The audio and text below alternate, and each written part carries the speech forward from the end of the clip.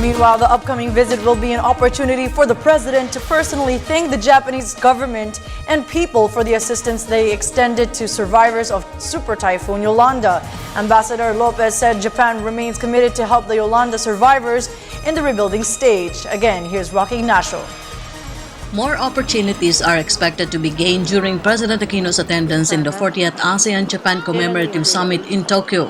Philippine Ambassador to Japan Manuel Lopez said the visit will also be an opportunity for the President to thank the Japanese government and its people for extending help for Filipinos affected by Super Typhoon Yolanda in the Visayas.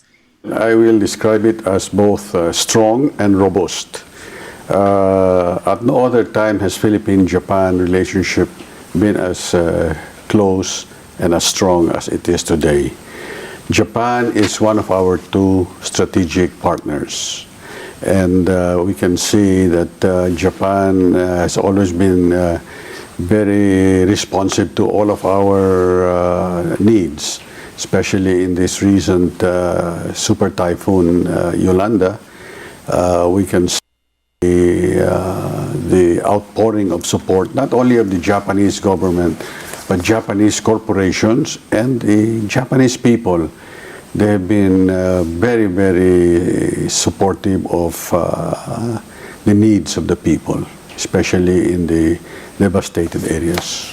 Japan is one of the first countries to extend foreign aid in the onslaught of the killer typhoon. With regards to the commitment of Japan to assist us in the not only in the relief but even in the rehabilitation efforts, I recall the foreign minister when he came to the embassy to sign the condolence book. He specifically mentioned to me that if there is anything that your country needs, just let us know. And this was reiterated by a number of Japanese parliamentarians who have repeated it a number of times, that it is something that for our government to request the Japanese government, and they will oblige. So I suppose in this respect, if our president will ask the Prime Minister for certain things that we badly need right now, then maybe you can see Japan responding very quickly.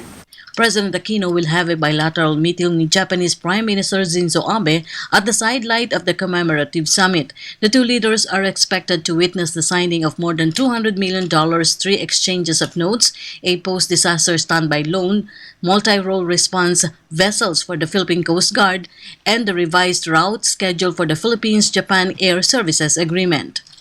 Japan announced 2 months ago doubling of the number of flights between Japan and the Philippines from 119 to 400 now. And we can see already that this coming Christmas season, both Philippine Airlines and Cebu Pacific will be increasing the number of flights between different points in Japan and Manila.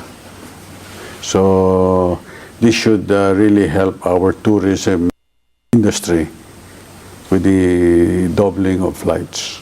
The ASEAN-Japan Commemorative Summit will strengthen cooperation of Japan with other ASEAN economies, including the Philippines, in attaining the ASEAN community in 2015 to ensure economic and maritime security in the region.